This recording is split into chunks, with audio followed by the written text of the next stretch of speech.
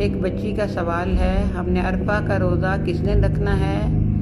پاکستان کے مطابق یا جس دن لوگ سعودی عرب کے میدان عرفات میں ہوں گے؟ میری بہن، اس بات میں تفصیل ہے اور اس مسئلے میں علماء کے درمیان اختلاف ہے۔ تو جس مسئلے میں اختلاف ہو اور وہ اختلاف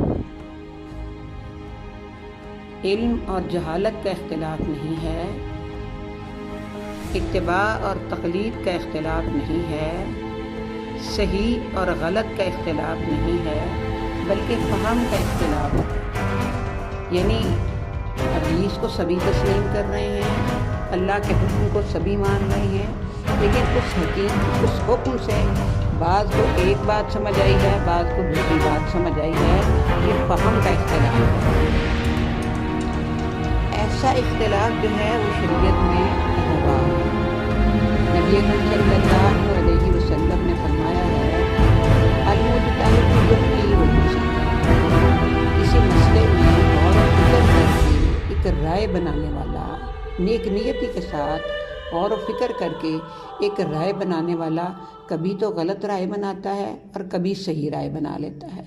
اگر وہ صحیح رائے بنا لیتا ہے تو اس کے لیے دوہرا اجر ہے، ایک نیک نیتی سے محنت کرنے کا اور ایک صحیح بات کو پا لینے کا۔ لیکن دوسری طرف ایک بندہ نیک نیتی کے ساتھ محنت تو کرتا ہے، صحیح بات اسے نہیں سمجھ آتی، اس کے لیے بھی ایک اجر ہے، اپنی محنت کا اجر ہے، اور صحیح بات اس سے رہ گئی، اللہ تعالیٰ اسے وہ معاف کر دیں گے کیونکہ اس کی نیک نیتی تھی، اس کے لیے بھی ایک اجر ہے اگرچہ وہ حق کو نہیں پا سکا۔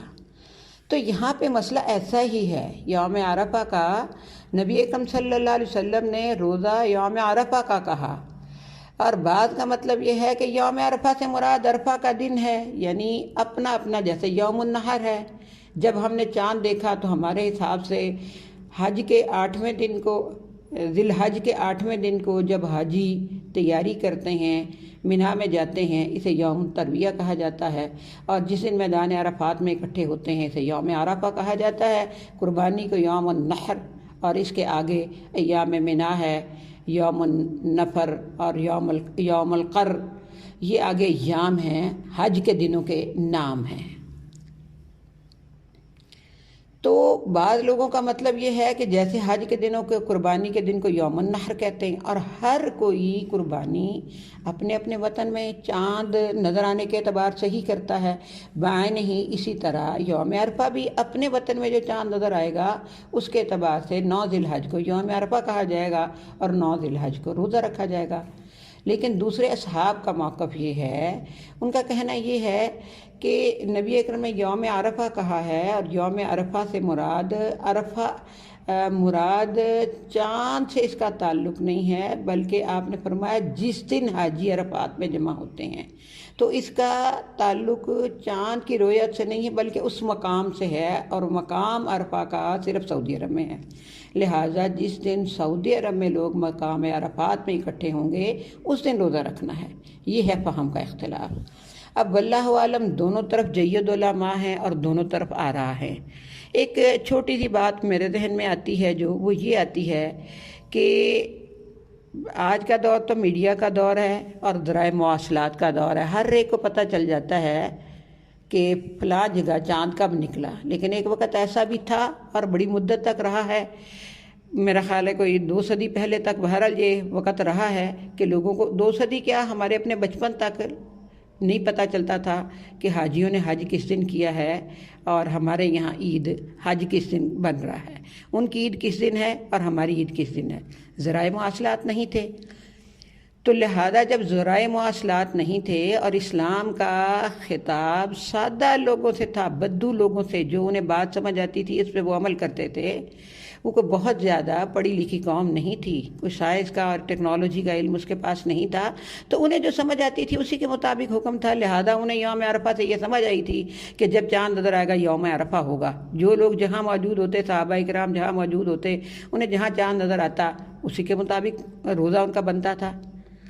اور بعض لوگ یہ کہتے ہیں، جو ان لوگوں کا موقف ہے کہ نہیں सऊदी अरब के साथ ही हमें करना चाहिए, अरफा का रोज़ा रखना चाहिए। उनका कहना ये है कि चले पहले तो लोगों को पता नहीं चलता था तो वो काबिल माफ़ी थे, जब भी रोज़ा रखते थे। आज जब मुमकिन है तो हमें हाजियों के साथ ही, जब हाजी वकूफ़ अरफा करते हैं, हमें तभी रोज़ा रखना चाहिए।